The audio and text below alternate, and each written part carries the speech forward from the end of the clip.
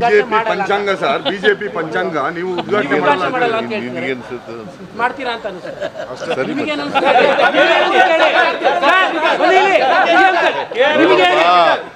ಬಿಜೆಪಿಯವರು ಇದಾರಲ್ಲ, ಸುಳ್ಳು ಹೇಳೋದ್ರಲ್ಲಿ ನಿಶ್ಚೀಮರು. ನಾನು ಇವನು ಚೆನ್ನಾಗೇ ಇದ್ದೀವಿ. 6 ವರ್ಷಕ್ಕೂ ಹೇಳಿದಾರಂತೆ, ಅವ್ರಿಗೂ ಭವಿಷ್ಯ ನೋಡ್ತಿದ್ದೀನಿ ಅಂತ. ಅವನು ಶ್ರೀರಾಮುಲು ಹೇಳಿದ್ನಲ್ಲ, ಅವ್ ಎಷ್ಟು ಸಾರಿ ಗೆದ್ದು ಸೋತಿರೋದು, ಎಷ್ಟು ಸಾರಿ ಸೋತಿರೋದು. ಪಾರ್ಲಿಮೆಂಟ್ಗೂ ಸೋತ, ಅಸೆಂಬ್ಲಿಗೂ ಸೋತ, ಮತ್ತೆ ಅವನು ಭವಿಷ್ಯನು ಹೆಂಗ್ ನುಡಿತಾನೆ. ನೋಡಪ್ಪ, ಈ ಸರ್ಕಾರ 5 ವರ್ಷ ಬಂಡೆ ತರ ಭದ್ರವಾಗಿರುತ್ತದೆ.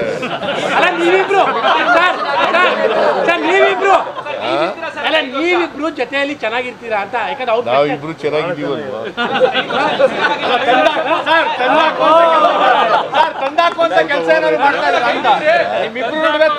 ನೋಡಪ್ಪ, ಯಾರು ಹೇಳಿದ್ರು ನಾವು ಕೇಳಲ್ಲ. ಕಾವೇರಿ ಆರ್ತಿ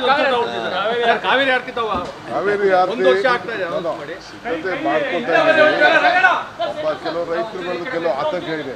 ಏನು ಆತಂಕ ತಪ್ಪೇನಿಲ್ಲ, ಅವ್ರ ಆತಂಕ ತಪ್ಪೇನಿಲ್ಲ.